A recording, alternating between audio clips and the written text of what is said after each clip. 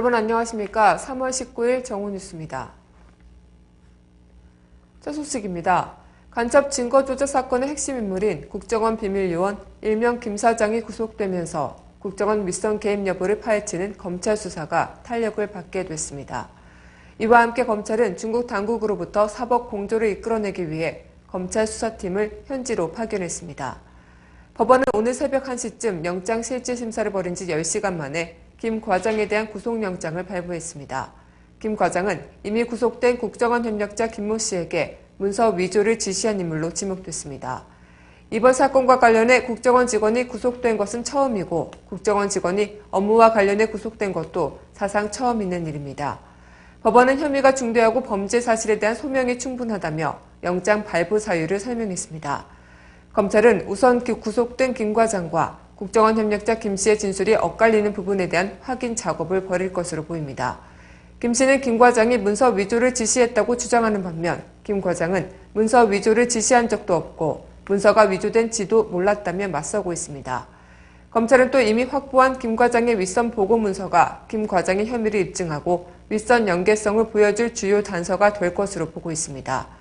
이와 함께 검찰은 이미 2차례 검찰 조사를 받은 선양 이모 형사의 역할을 구체적으로 확인한 뒤 구속영장 청구 등 신병 처리 방향을 결정할 것으로 전해졌습니다. 다음 소식입니다. 새정치민주연합 안철수 공동창립추진위원장은 신당의 정강정책 초안에 6.15 남북공동선언과 14 정상선언 등의 문구 삭제를 요청한 것과 관련해 논란이 빚어진 데 대해 깊은 유감을 표한다고 밝혔습니다. 안 위원장은 오늘 서면 입장 발표를 통해 대선 전부터 6.15와 14선언의 정신은 우리가 발전적으로 계승해야 할 소중한 가치로 천명해왔고 새정치연합의 정신 역시 그래야 한다며 이같이 말했습니다. 이어 4.19 혁명과 5.18 광주 민주화운동도 명확한 역사의 평가가 내려진 한국 현대사의 성과이자 이정표라며 최종적으로 정강 정책 내용을 지켜봐달라고 부탁했습니다. 앞서 창당 8기인 대회를 마친 새정치민주연합이 본격적인 정강정책 마련 작업에 착수한 가운데 새정치연합 측이 17일 민주당에 정강정책 초안을 제시했습니다. 17쪽 분량의 새정치연합 측 정강정책 초안은 정치, 경제, 복지 등 총 10가지 분야에 걸쳐 통합신당의 비전을 제시했는데요. 문제는 새정치연합 정강정책 초안에 6.15와 14선언 계승과 민주화의 상징인 4.19와 5.18, 6월 항쟁 등이 제외된 것이 알려지면서 거센 후폭풍인 것입니다. 이에 새정치연합 측은 불필요한 논란이 있을 수 있다. 특정 사건 나열은 적절치 않다며 이 같은 내용들을 제외했다고 밝혔지만 민주당 의원들은 강력히 반발한 바 있습니다.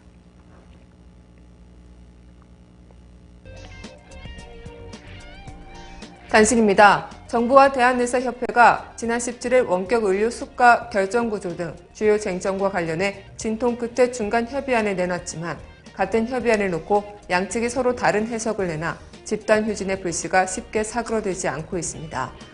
논란의 핵심은 수가 등을 결정하는 공적기구인 건강보험정책심의위원회 개편 방향에 관한 대목입니다. 이 협의안에 대해 복지부 고위 관계자는 정부가 건정심 위원수 자체를 조정하거나 전체 건정심 구조 개편도 논의될 수 있다고 설명하고 있으나 의협 측은 협의 내용은 정부 관계자를 빼고 공익 대표 모두를 가입자 공급자가 추천하자는 것이었다고 설명했습니다. 지난해 말 공공부문 부채가 900조 원을 돌파해 사상 최대치를 기록했습니다. 다만 부채 증가폭은 전년의 절반 수준으로 줄었습니다. 한국은행 경제통계 시스템에 따르면 지난해 말 현재 일반 정부의 부채는 496조 6천억 원, 비금융 공기업의 부채는 412조 1천억 원입니다. 이들을 합친 공공부문 부채는 908조 7천억 원으로 1년 전 2012년 말보다 36조 9천억 원 늘었는데 자금 순환 통계가 현재 방식으로 개편된 2003년 이래 가장 많은 액수입니다. KT ENS 협력업체들의 사기 대출에 금융감독원 팀장급 간부가 연루돼 핵심 용의자에게 금감원 조사 내용을 알려주고 도피를 도운 혐의로 경찰 수사를 받고 있습니다.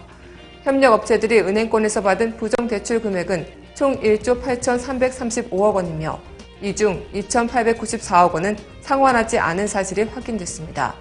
이들은 2008년 5월부터 올해 1월까지 463차례에 걸쳐 16개 KT ENS 매출 세건을 담보로 금융기관으로부터 1조 8,335억 원을 부정 대출받은 혐의를 받고 있습니다.